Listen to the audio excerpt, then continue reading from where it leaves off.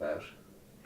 The project came about because 2019 is the centenary of the Third Afghan War, of which there was a battalion of the Border Regiment involved.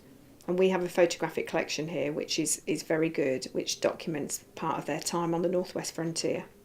I thought it'd be really interesting if we could use veterans from the more recent conflict in Afghanistan to do some sort of comparison about what life was like in 1919 and what it was like for them when they went out more recently.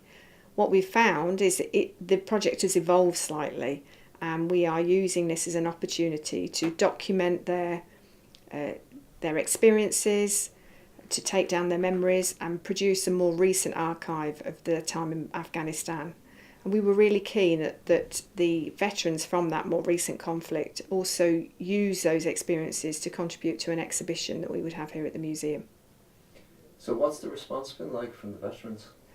The response has been good. It's been quite hard to get the information out there because who do you know who's a veteran? And I don't necessarily know if they've served in Afghanistan or not. So up until Christmas 2018, it was very much an informal chat. You know, have you served there? When people dropped in, or do you know somebody else? Or just putting a little bit on social media.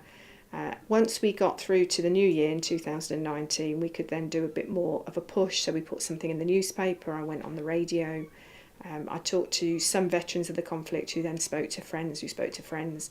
And the response has been really good. So I sent out information to about 20 people, and of that information, applications came back, about 18 of them, which is a really high percentage rate. So at the moment we've got 18 people that are interested in the project and have expressed an interest in being part of it. Going forwards, what are the pitfalls you might be worried about, or what are the things that you hope to get out of it? I think the pitfalls are whether anybody would turn up in the first place. It's very easy for people to say, yes, I want to be part of something. And we didn't really quite know what this project was going to be about. We knew it was going to be about Afghanistan, but we didn't know how it was going to evolve. So in a way, they might be asking me questions, and I can't answer that because I need them to help formulate and shape the project itself. So that's an unknown for us at the museum, and it's an unknown for the participants.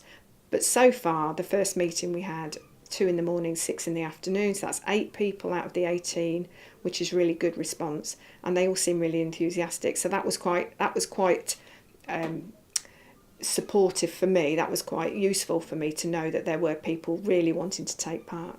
I think how it's going to evolve is really suck it and see. I don't know how it's going to evolve because this is a new way of working for us at the museum, and we are putting our trust in the participants that are coming into here, that are giving us their information, that are telling us their stories, and using them and helping them to evolve the project into into an exhibition that people will come and see. And cut, unless there's anything and else. The only thing I think I want to say, Paddy, is that I feel a responsibility. I don't want to let the veterans down. They're trusting their stories and their memories to the museum, and I want them to feel that we're doing it justice and that they feel that we're doing a good job.